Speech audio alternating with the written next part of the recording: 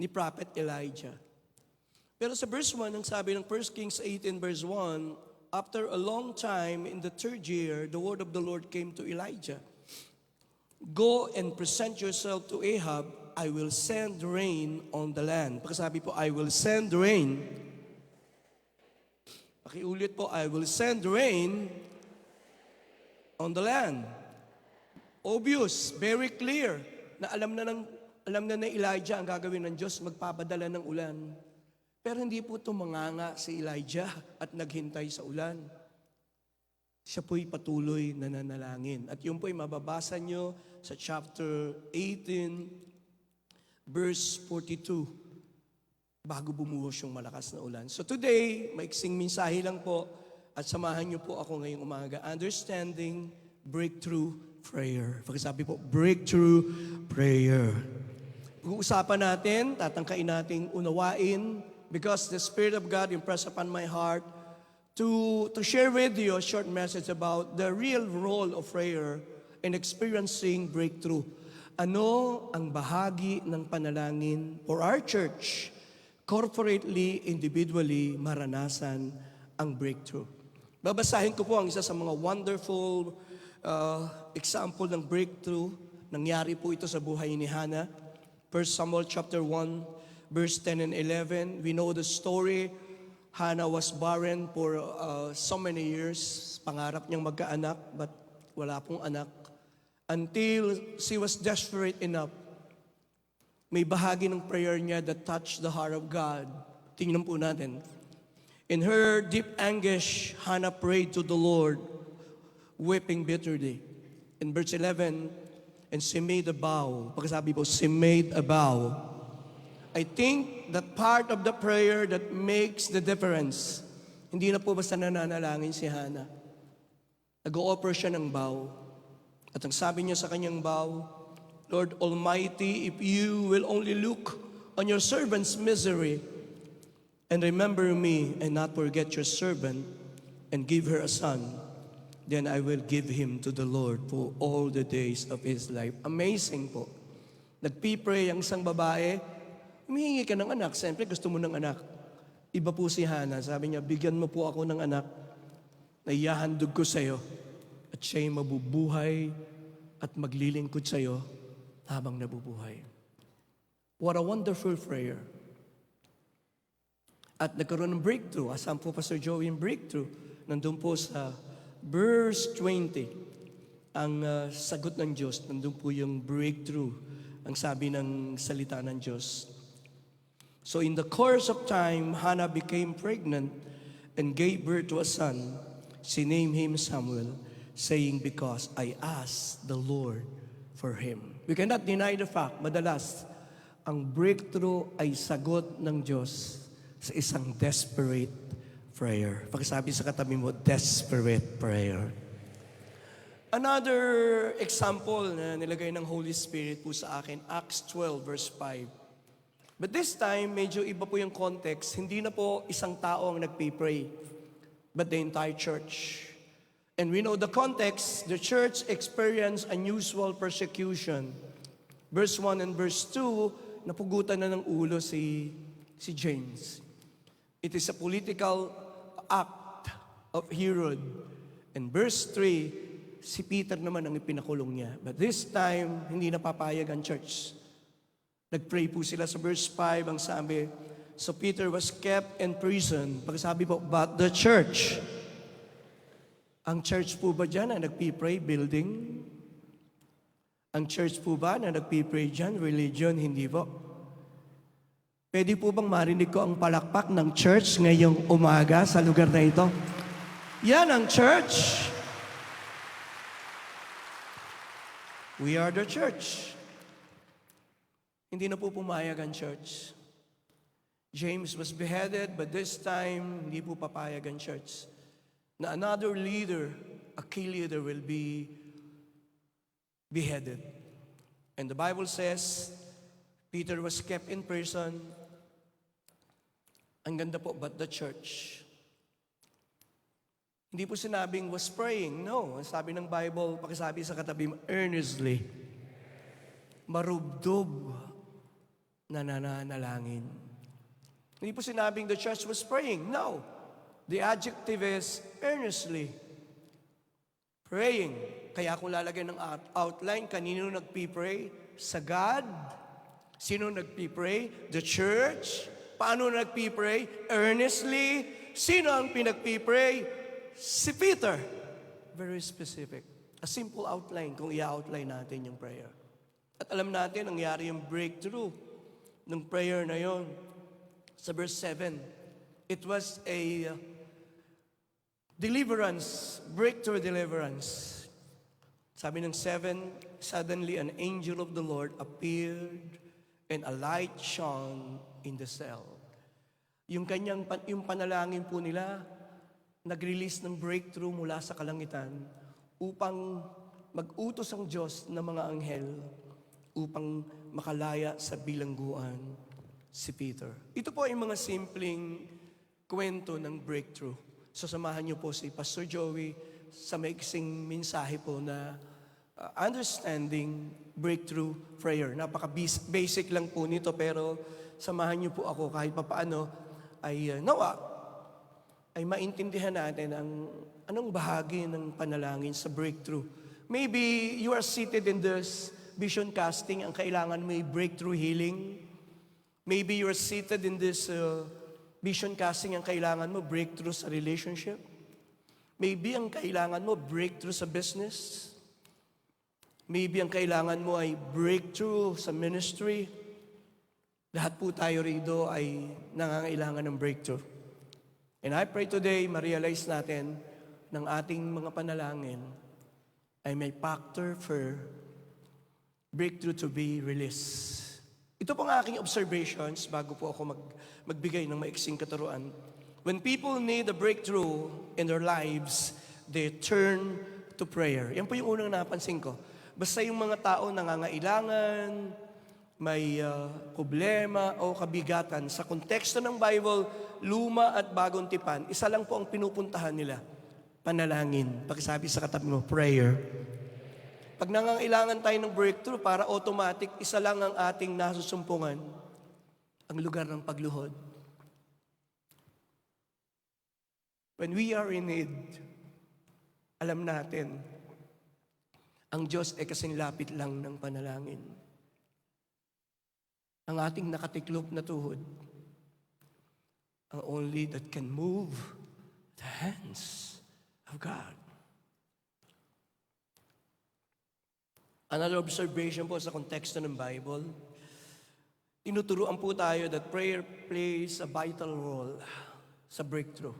At iyan po ang gusto kong bigyan ng lundo ngayong umaga. Magsimula po ako sa isang simpleng definition. Naghahanap po ako ng simpleng definition sa banal na kasulatan. And then, naalala ko yung song ni Don Moen, Marlon, yung Breakthrough. Composed by Don Moen. And yan ay na, kung di ako nagkakamali, kung tama, wala pa akong memory gap, 2013 lumabas yung kanta. Ano pa yung linya ng unang linya? Alam niyo ba? Breakthrough, breakthrough all my life, breakthrough, breakthrough, that I may worship you, that I may worship you. Saglit, Marlon. Ang word na breakthrough sa Hebrew, perats, o to break forth, to burst out, to increase abundantly. Pag sinabing breakthrough, a breakthrough is like reaching the water level after spending days digging a well. Hanggat hindi naguhukay ka at naghahanap ka ng balon at tubig, hanggat hindi nare-reach po yung pinaka level, reaching water level, wala pong dadating na tubig. Parang ganun po yung breakthrough. May mga season na we need to spend more time in prayer, in fasting, more time in spiritual warfare until ma-reach mo yung level na natumbok mo na yung level na lalabas yung tubig. It will burst out. There is breakthrough. Pag sinabing breakthrough, it symbolizes the breaking of barriers, limitations, and obstacles in our lives. Minsan may mga gapos, may mga hadlang. Sa salitang Tagalog, hindi tayo makahulagpos. Kahit anong gawin mo, hindi ka makahilagpos sa problema, hindi ka makahulagpos sa sakit. May barrier talaga eh. Until nagkaroon ng breakthrough. Lahat po tayo may pagkakataong sabi natin, kailangan ko ng breakthrough, Pastor. Ang church ko, tagapos na kami sa 300. Hindi kami makalampas. The church is now in plateau. Kailangan namin ng breakthrough. Yung aking business, not growing anymore. Kailangan ng negosyo namin ng breakthrough. Yung relasyon namin mag-asawa. Lumapit sa akin yung isang pastor, sabi niya, Pastor, ang sama ng pakiramdam ko. Ang pinakamasakit palang pakiramdam, yung maramdaman mong lumalayo yung anak mo sa iyo. Yung feeling mo na umiiwas yung anak mo at tumatakas. Minsan, ang breakthrough natin, kailangan natin ng breakthrough sa ating relasyon, sa ating church.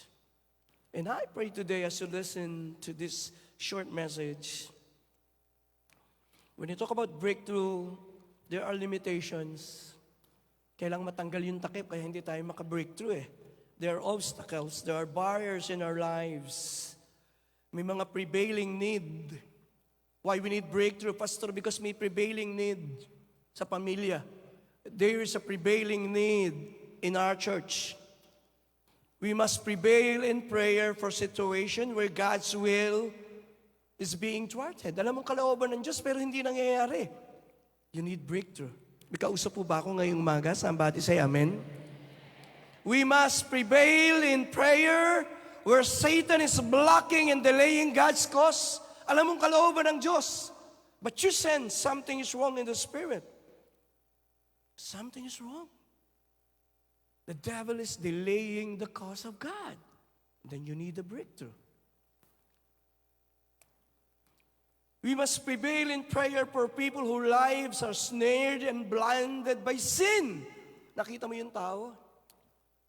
Sabi ko sa kanya, nagpapapray siya. Sabi niya, Pastor, lahat ng tiyuhin ko namatay sa bangungot. 4 kaming magkakapatid. Yung 2 kapatid ko namatay na rin sa bangungot. Sabi ko, you need breakthrough. I believe that it is not an accident. I believe it is a curse in your family. Let us believe today for a breakthrough. And true enough, nung i-claim namin yung Galatians 3:13, ngayon po may asawa na siya at mga anak, hindi na siya takot sa bangungot. Nakalaya na po siya, naka-experience siya ng breakthrough from that curse. Bakit alam ko pong curse? Can you imagine lahat ng tiyuhin, bangungot ang ikinamatay? Can you imagine, 4 lang sila, yung 2 kapatid niya namatay sa bangungot. Next na siya. Sagi daw sinasabi ni Satan, you are next. Today, when you talk about breakthrough, we must prevail in prayer for a revival in our church. Naniniwala po ako sa 2025, hinug na po ang ating mga churches for breakthrough revival. Sino po ang may faith for breakthrough revival? Somebody say, Amen!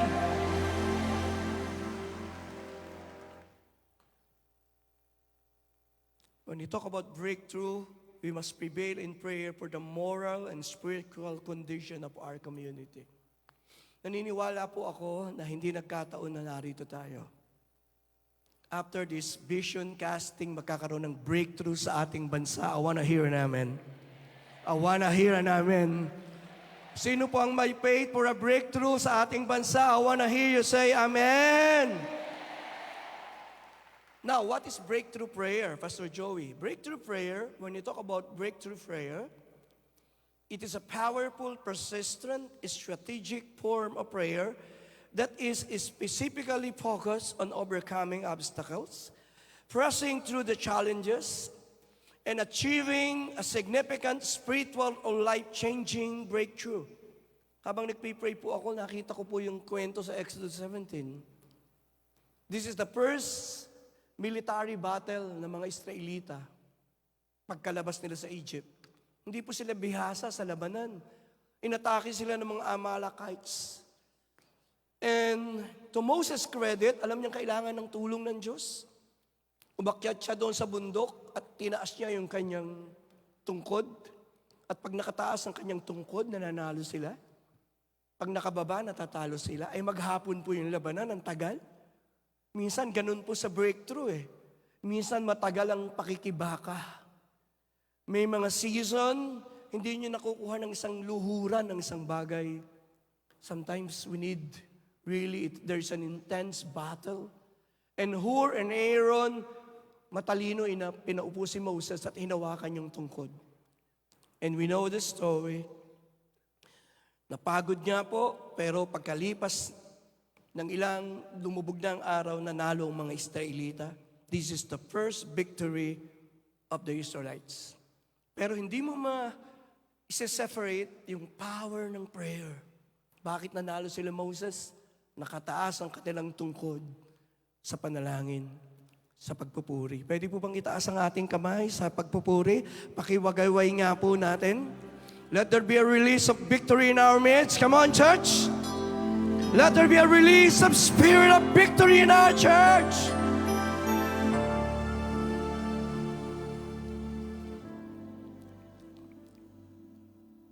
Breakthrough prayer, naglagay po akong another example, pero bago po ako mag-move, doon po sa Exodus 17, talagang pinasulat ng Diyos that the Amalekites will be wiped out. Bakit? First time sinabi ng Lord, those who bless my people shall be blessed, and those who curse my people shall be cursed. And first time sa kanilang pagpanalo, nagpatayo ang Panginoon ng isang banner ng altar. Sabi ng Lord, Moses built an ark of remembrance to God's calling in His name. The Lord is my banner. Sa araw na ito, muli nating ipapaalala na ang Diyos ang magbibigay ng tagumpay sa atin sa 2025. Nako, mukhang mahina po kayong pumalakpak. This is the year of our Lord!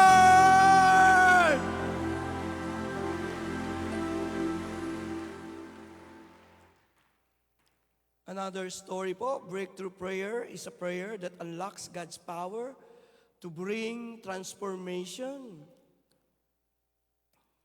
That unlocks God's power to bring transformation, healing, provision, or deliverance in areas where there seems to be resistance or delay.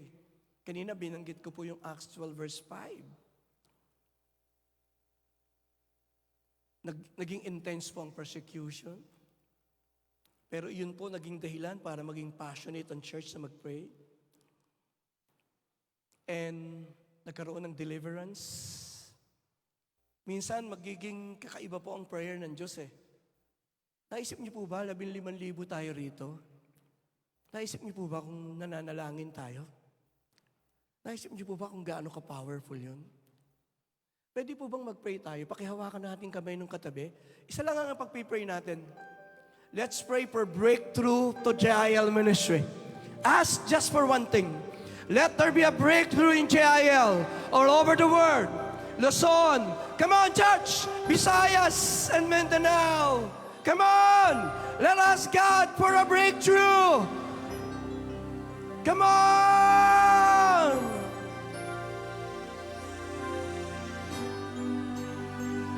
You are brighter than my toughest fight, stronger than just one touch from you, my King, my friend, and I never be. Pakitaas mo ang kamay. Say this. You are brighter than, stronger than my doubt. satisfied. This one touch from you, my King, my friend, and I never. Sino po naniniwala after this, we will never be the same again? After this, oh, you wanna sing more? You're brighter one more time. You are brighter than my darkest night. My toughest fight, just one touch from you, my King, my friend, and I never. Pwede ko po bang marinig ang mga kalalakihan? You are brighter than my darkest. Come on, gentlemen! Come on! Louder! Say it! Confess it! Believe it!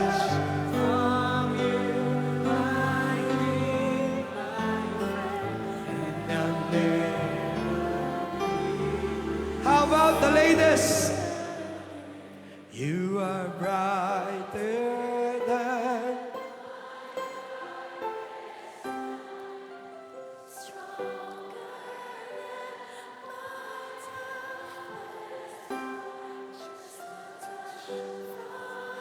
Thank you, Lord, for the spirit of breakthrough. And I'll never be the same again. Breakthrough. Say it again, breakthrough. Breakthrough. Say it again one more time. Breakthrough.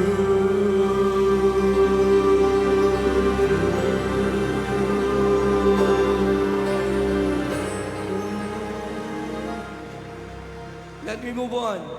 Ilang biblical examples lang po. And ilalagay ko po ito para ma-remind tayo that there are numerous samples of breakthrough that were achieved through the power of faith and prayer. Ulitin ko po yung 5, mabilis. Hannah, ano ang kanyang situation? She was barren. The source of her personal sorrow and shame, yung kanyang barrenness.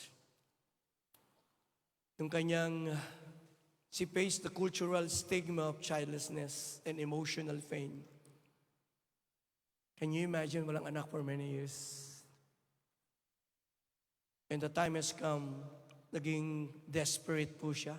Sabi ko nga, desperate enough na sabihin, kung bibigyan mo po ako ng anak, siya ihahandog ko siya sa iyo habang siya'y nabubuhay. What a desperate prayer.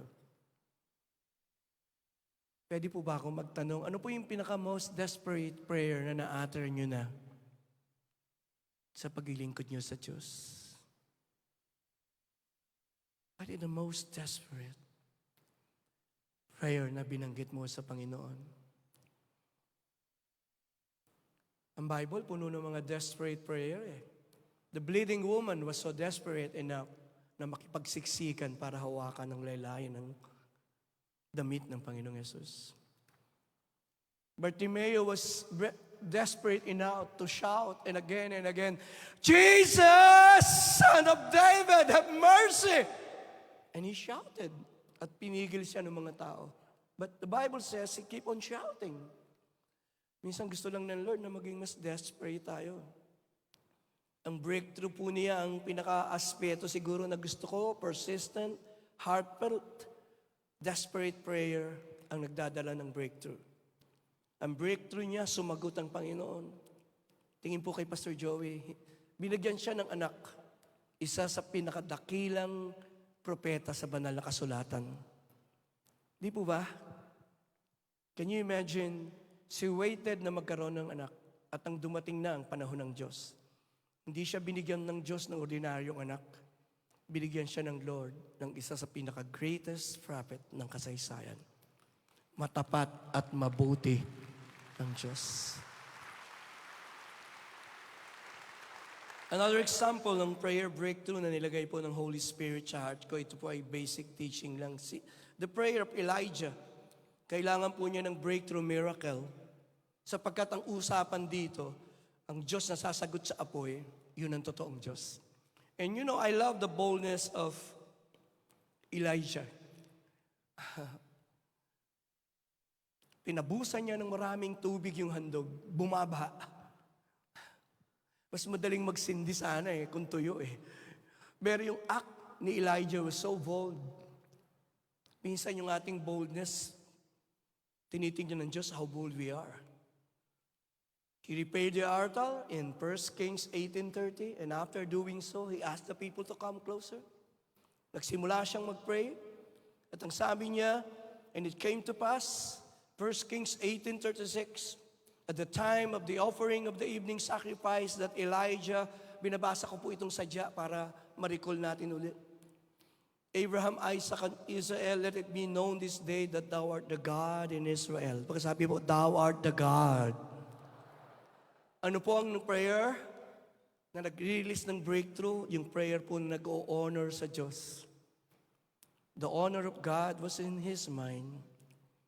At ang sabi niya, let them know that I am your servant, a humble servant. Lord, I am just your servant.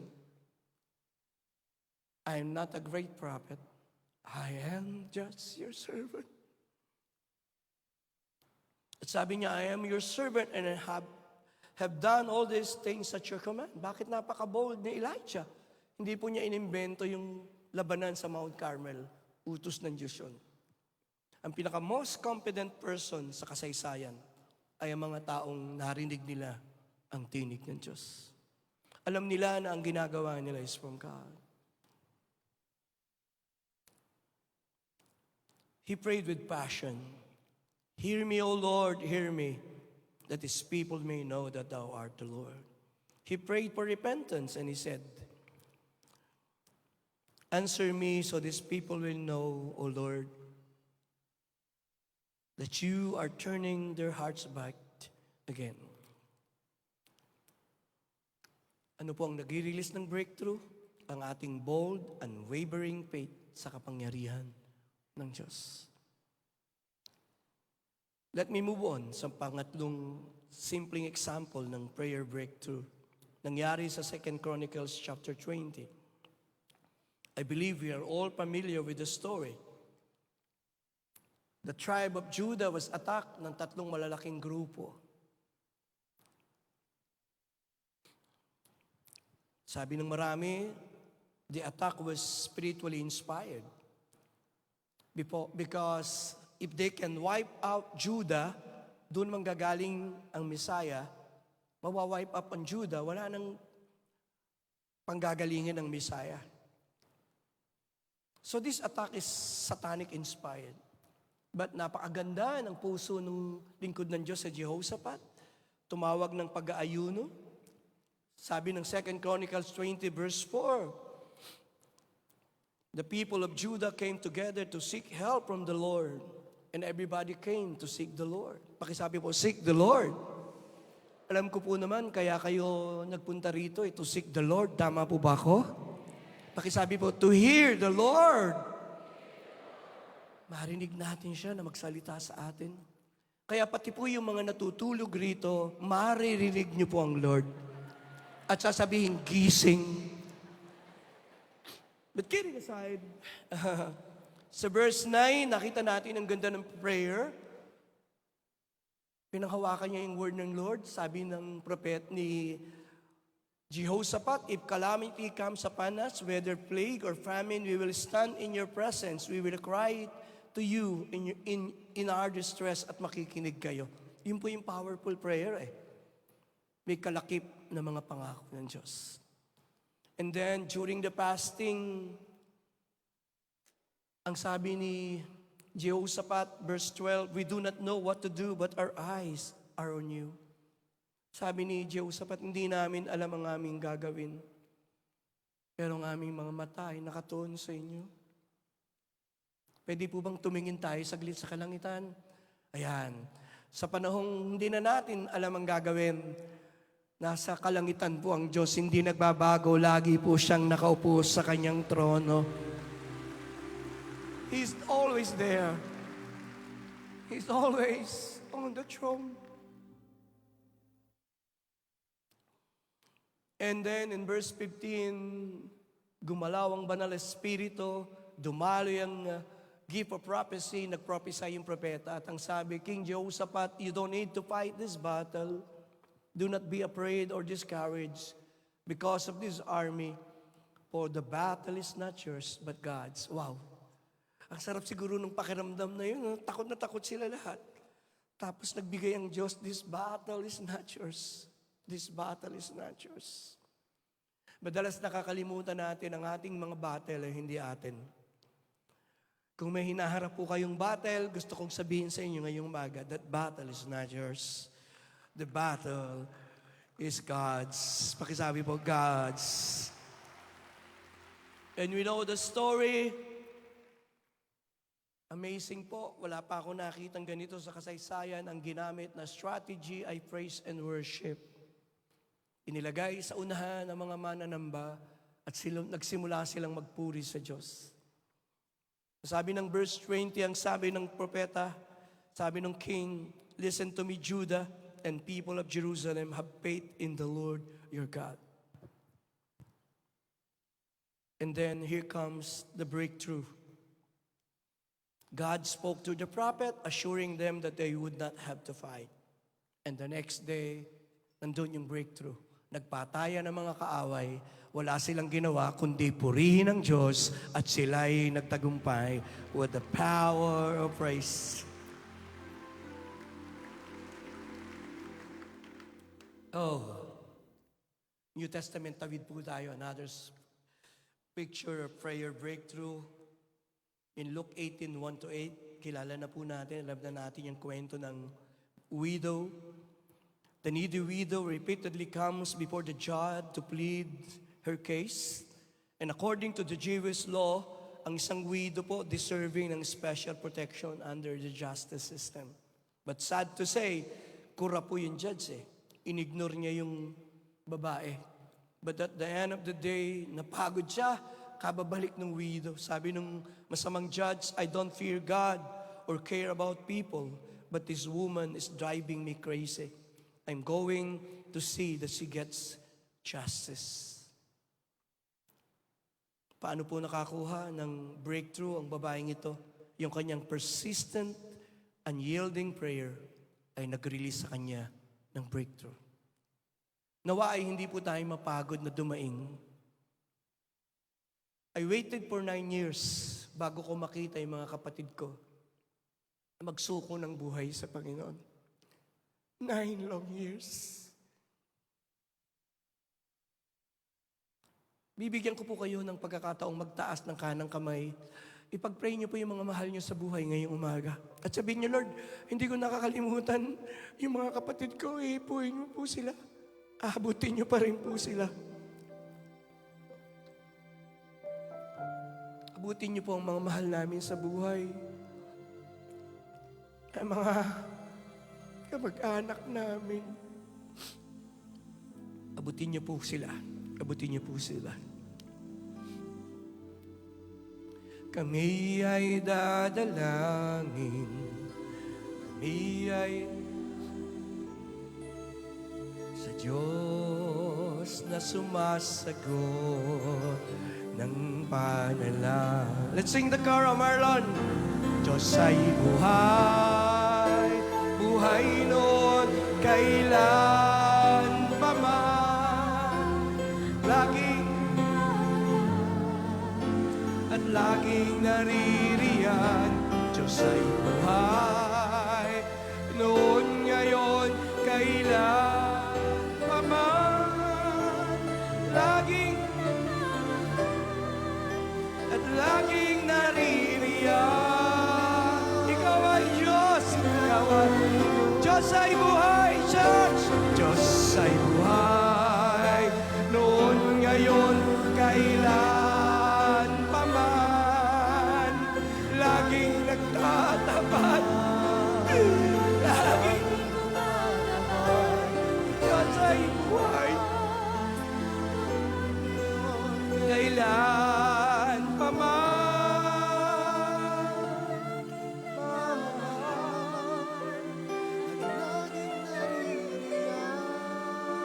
isang beses na lang po, ipaalala natin sa bawat isa, Diyos ay buhay.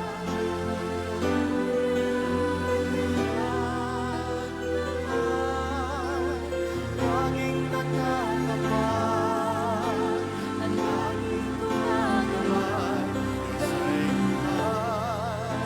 Noon, ngayon, kailan pa man, laging nagmamahal, at laging naririyan.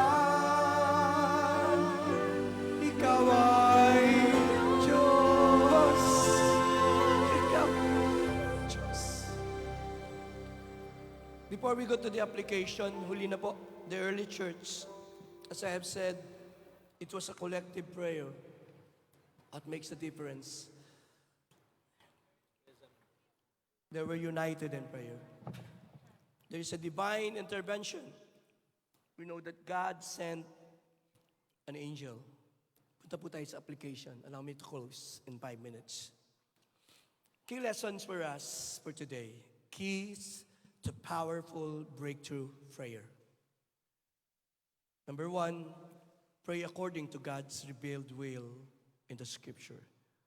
Ang panalangin na talagang mag-release ng breakthrough ay mga panalangin nakaayon sa salita ng Diyos.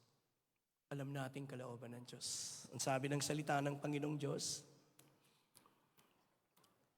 dapat alam natin when we are praying, we need to know na kung pinagpipray natin kalooban ng Diyos. Sabi nung Miketong, kung gusto niyo, mapagagaling niyo ako . Mark 1:40 and 41, sabi ng Lord, gusto ko.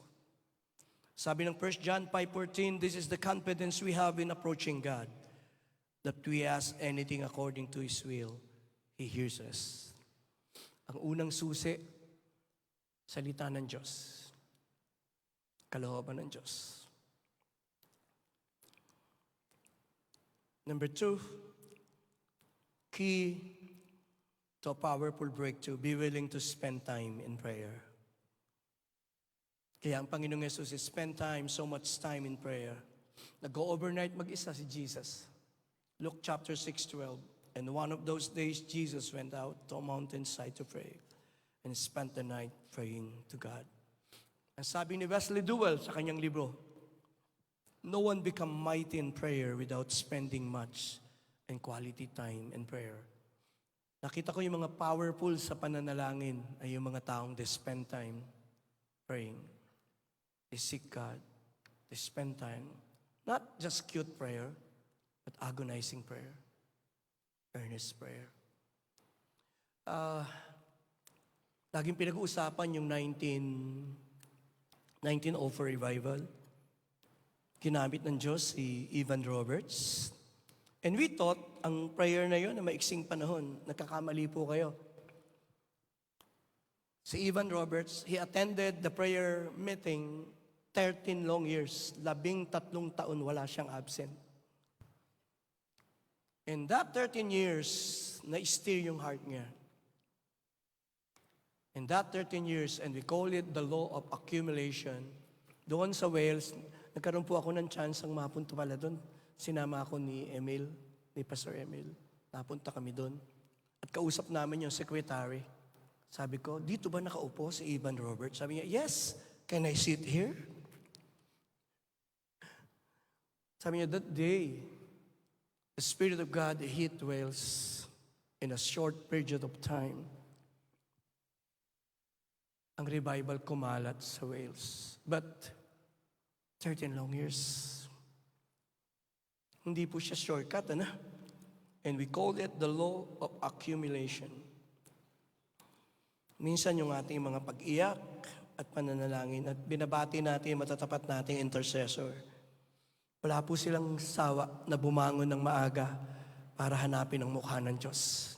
Pakipalakpakan po natin yung matatapat nating intercessors na narito. Pangatlo, na susi. Ito naman po ay basic lang. Paalala lang po yung sinishare ni Pastor Joey. Wala naman pong... Number 3, plead and hold on God's promises. Huwag nating bitawan ang mga pangako ng Diyos. Laging, nasa Arroyo pa lang, sabi ni Kuya Ed, put me in remembrance. Let us contend together. State your case that you may be acquitted. John 15:7, if you abide in me and my words abide in you, you will ask what you desire and it shall be done. What fuels us in prayer? God's promises fuel and strengthen our faith to pray. Pangapat, always check your motive. For prayer to be powerful, para mag-break to sa kalangitan, check natin yung motibo natin. Sabi doon, when you ask, you do not receive because you ask with wrong motives. You may spend what you get on pleasure. Sabi ng Panginoong Jesus, and I will do whatever you ask in my name, that the Father may be glorified in the Son. Number 5, and we close, ask in faith. Therefore, I tell you, whatever you ask in prayer, believe that you have them, and you shall receive them, and you shall have them. Wala pong prayer na makapag-move ng kamay ng Diyos sigit sa pananampalataya. Number 6, find others who will agree with you in prayer. Upang maranasan natin ang breakthrough, maghanap tayo ng mga taong sasamahan tayo sa prayer. Pwede po bang kumuha kayo ng prayer partner sa tabi nyo at humingi kayo ng pahintulot na ipag-pray mo siya? At sabihin mo sa kanya, pagkatapos mo akong ipag-pray, ako naman mag-pray sa'yo. Okay po ba? Grab someone on your left, on your right, and ask permission na i-bless mo siya ng panalangin.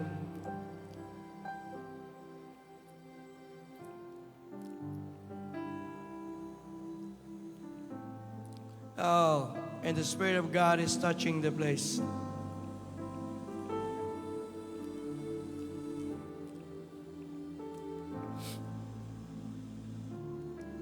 Sige po. Pakipray naman natin yung nag-pray din sa atin. Pagpalain niyo pong bawat pamilyang kinakatawan. Pagpalain niyo pong kanilang tinapay at tubig. Pagpalain niyo po sila ng kalusugan. May your favor and mercy, Lord, ay manatili sa kanila. Pagpalain niyo po ang inyong mga anak. Thank you, Lord. The next 5 seconds, we clap our hands and we close with this. Ako, pahina ng pahina po ang palakpak niyo. Last but not the least, always seek the empowerment of the Holy Spirit. Pag tinanong niyo ako, Pastor, ano yung pinaka-powerful mong prayer? Ang sagot ko po yung panahon na pinuspos ako ng Holy Spirit. Hindi po ako gagabayan ng Holy Spirit sa maling panalangin. Nakikinig po ba kayo? He's the right person who can empower me. The Holy Spirit is the right person who can steer my heart to pray. He's the right person. He's the right person. Pakitaas pa mga kamay. Sharababakande. If you can pray in the Spirit for a while, let us invite the Holy Spirit today. Set my heart on fire, Lord. Set my heart on fire. Pag naramdaman po ninyo ang paghipo ng Holy Spirit, you need to stand up and respond to the Holy Spirit. Set my heart on fire. Set my heart on fire, Lord. Set my heart on fire. Set my heart on fire. As I draw nearer, hands are lifted higher. Set my heart on fire, Lord. Set my heart on fire. Set my heart on fire. As I draw nearer, nearer to you. I'm reaching for your heart. Reaching for your heart. You hold my life in your hands, drawing me closer to you. I feel your power renew. Nothing compares to this place where I can see you face to face. I worship you in spirit the congregation the chance to sing. Come, Holy Spirit, fall on me.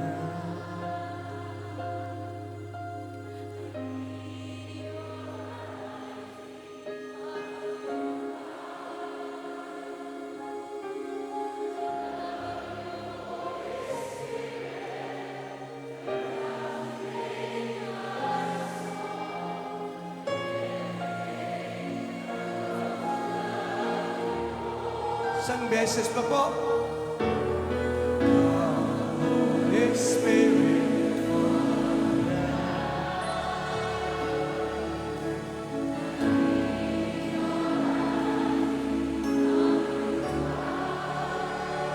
Louder!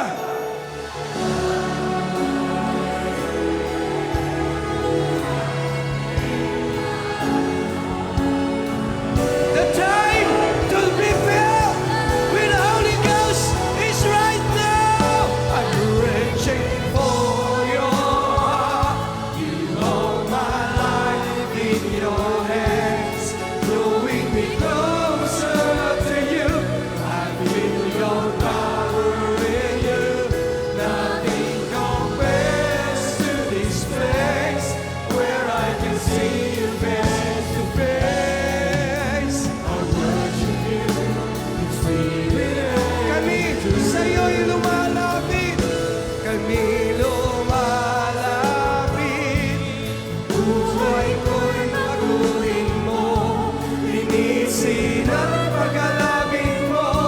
Ito ang panalangin ko.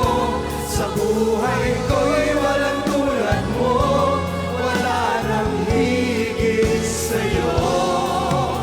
Ang pagsamba nawa'y manatili mo. Sa'yo'y sumasamo. Buhay ko'y baguhin mo. Linisin at pagkalabin mo. Ito ang panalangin ko. Sa buhay ko'y walang tulad mo. Wala nang higit sa'yo. Mahinang tinig po. Kami sumasamo. Buhay ko'y linisin at pagkalabin mo. Ito ang panalangin ko.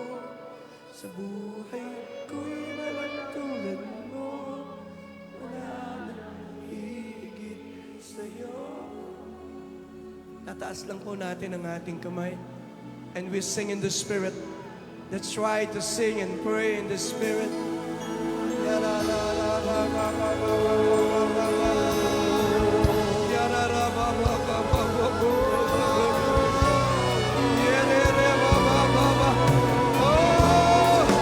Let there be a bright moon.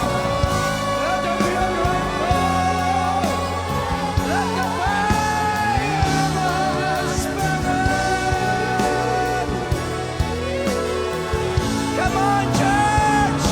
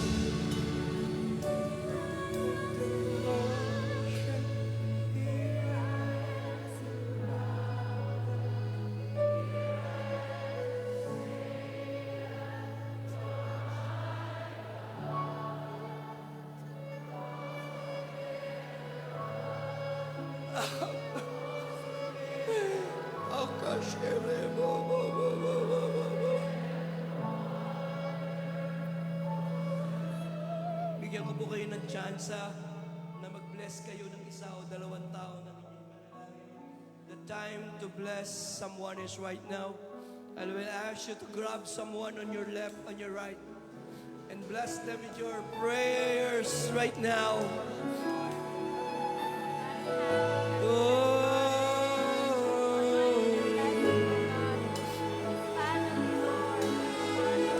Ask someone. You need to trust someone. You need to grab someone.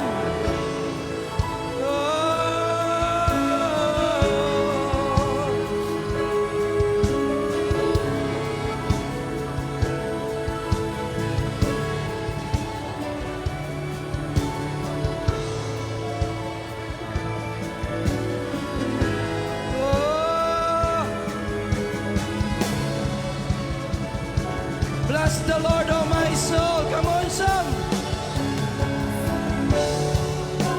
I love you all. God bless. My soul, worship His holy name. Sing like never before. Oh, my soul, I worship You. All the people of God, bless the Lord, oh my soul. Oh, my soul, worship His holy name. Sing like never before. Oh, my soul, I worship Your holy name. Just the people of God, bless the Lord.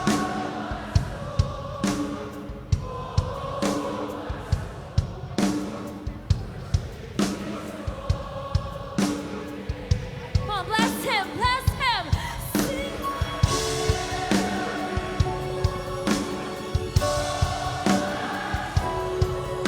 I worship Your holy name. One more time, bless the Lord. Oh, my Oh, my soul, worship His holy name. Sing like never before. Oh, my soul, I worship Your holy name.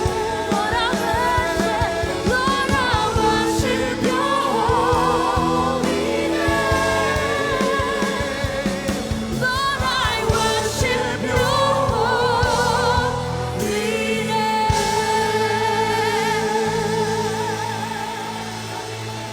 Stand up on the entire empowered by the Holy Spirit. Nothing is impossible to those who believe in Jesus. Lift your hands and sing, through You. Through You, I can do anything. I can do all things. 'Cause it's You who gives me strength. Shout your faith. Nothing is impossible. Through You,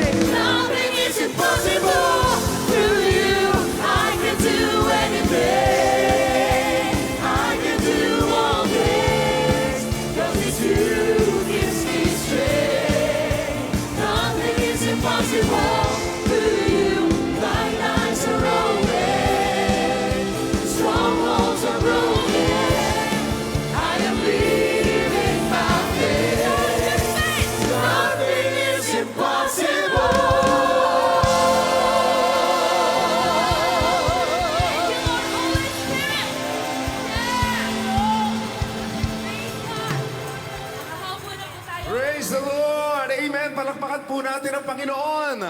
Hallelujah! Indeed, nothing is impossible. Amen. Brother Jade and Sister Kat. Praise the Lord. Amen. Amen. Sige po, makakaupo po muna tayong lahat at purihin ang Panginoon. Sadyang napakasarap ng ating ginawang paglangoy na naman sa presensya ng Panginoon. Amen. Hallelujah. Amen. Kaya naman po, i-appreciate lang nga po natin si Pastor Joey. Pwede po palakpakan natin ang Lord sa kanyang buhay. Thank you very much po, Hallelujah. Pastor Joey, for ministering Praise the to all Lord. of us. Salamat din po sa ating worship team. Palakpakan din po natin ang Lord Yes. for the lives of our worship Praise team. Lahat po tayo ay siguradong na-minister. Praise the Lord. Tunay Praise pong the Lord. naramdaman po natin ang presensya po ng ating Panginoon sa ating pong morning chapel service po kanina.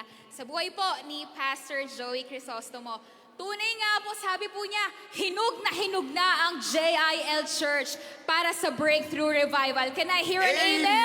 Amen! Palakpakan po natin ang Panginoon. Amen. Hallelujah!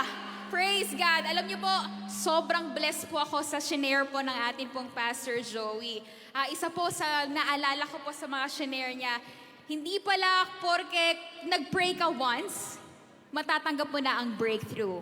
You have to have breakthrough prayer. It is a kind of prayer that is persistent. Ibig sabihin, matyaga at unwavering, meaning matibay po. Katulad po ni Hannah, nung nagpe-pray po siya ng anak.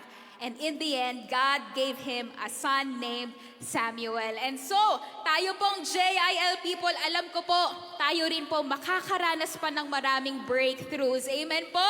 Hallelujah. Amen and amen. Amen, Pastora Kat. Salamat. Salamat. At alam kong hinog na rin tayo for lunch break. Tama po ba? Yes. That's right. At dahil tayo ay magla-lunch break muna, pansamantala po muna tayo magpapaalam sa ating live broadcast, Jade and Kat. Kaya yung mga nasa bahay po natin, yung ating mga team bahay, team online, sabayan ninyo rin kami na mag-lunch. Yon. Yes. Alright, pero tayo po ay magbabalik at exactly 1:30 P.M. Praise the Lord. Sure Pare-pares po tayo yan. ng oras. Sure na pare-pares Sure tayo yan, sa Pastor sinabi Egay, oras, ha? ha? 1:30. Okay, 1:30 p.m. Kaya stay updated lang po sa ating JL Church Worldwide Facebook page. Babay po muna tayo sa mga online. Babay po muna. Babalik po tayo See you mamaya. later. See you on